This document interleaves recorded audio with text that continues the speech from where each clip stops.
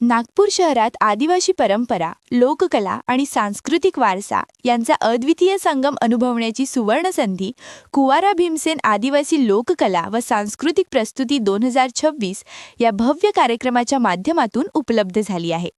पारशिवनी मैदान येथे दिनांक 18 ते 20 एप्रिल या 3 दिवसीय महोत्सवात आज प्रसिद्ध सिने अभिनेत्री पद्मश्री सन्मानित हेमा मालिनी यांनी द्रौपदी महानाट्यमधील नृत्य सादरीकरणातून रसिकांना खिळवून ठेवले.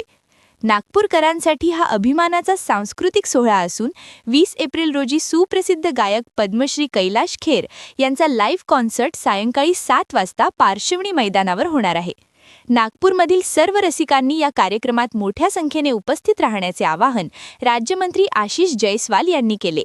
आदिवासी समाजाची कला, संस्कृती आणि परंपरा ही आपल्या महाराष्ट्राच्या अस्मितेचा महत्त्वाचा भाग आहे. या कार्यक्रमाच्या माध्यमातून आपण त्या वारसाचा गौरव करतो आहोत.